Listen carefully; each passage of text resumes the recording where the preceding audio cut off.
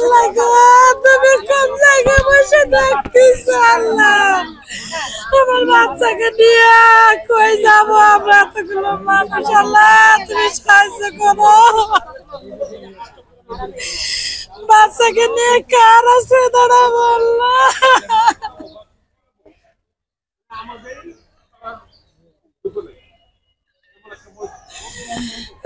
বৈষম্য বিরোধী আন্দোলন করছে ছাত্ররা, সাথে কি আমার ছেলে মেয়ে ছিল না? আমার এক বাচ্চা ভার্সিটিতে পড়ে, এক বাচ্চা কলেজে পড়ে, তারা কি ছিল না? আমার বাচ্চাকে তো ভবিষ্যতে যে ধ্বংস হয়ে গেল। এমন আন্দোলনে তোরা ছাত্ররা করলি যে এইভাবে মানুষের জীবন রাস্তায়, এইভাবে অমানবিক অত্যাচার, অমানবিক নির্যাতন, এইভাবে কি এই বাংলাদেশে এই জন্য তোরা আন্দোলন করছিলি? মানুষ এইভাবে রাস্তায় নিরীহ পশুর মতো মারার জন্য আমরা তো কোনোদিন এটা আশাই করি নাই। ভাবছি তো বাংলাদেশ ভালোভাবেই চলবে, কোন দল তো এখন নাই। এখন ইনুস সরকারের বাংলাদেশ, ইনুস সরকার বাংলাদেশ। আমাদের জন্য আমরা কতবার গেছি, বলছে তোমাদের চাকরি যাবে না, তোমাদের চাকরি আছে কইরা খাও। আমাদের স্বামী নাই, সন্তান নাই, এখানে স্বামী হারাইছি, হাসপাতালের জন্য সন্তান হারাইছি, এই স্বামীও নাই, সন্তানও নাই। এখন আমার খাওয়াবে কে? কে খাওয়াবে? কে দেব? কোথায় যাব? কি করব? আপনারা বলেন, আমরা কি করব? এই যে ছাত্র নেতারা, ছাত্র জনতা, এরা কোথায় এখন? এখন আমাদের বের করে দিলে আমরা এখন কোথায় যাব? কার কাছে যাব? বাবা বৃদ্ধ, এখন খাবো কি? নিজে কোথায় যাব?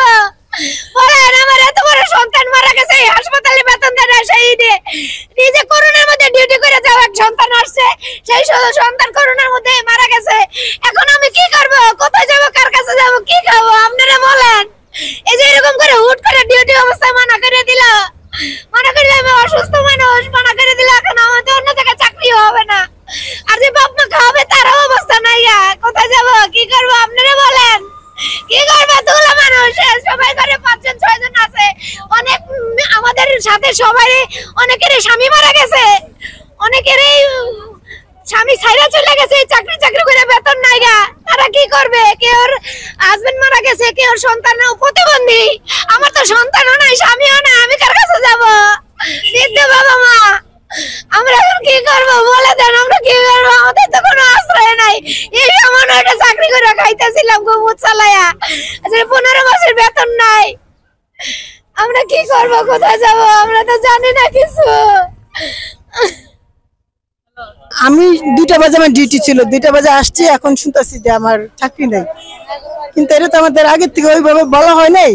আর আমাদের এইভাবে বললে তো আমাদের মধ্যে কাউকে রাখছে, কাউকে বাদ দিচ্ছে। এটা কেন? বাদ যদি দিত আমাদের সবাইকেই বাদ দিত না। এটা কারা বাদ দিল আমরা তো জানি না। এখন আমাদের মধ্যে কাউকে রাখছে, কাউকে বাদ দিচ্ছে, এটা কেন? এই বৈষম্য কেন?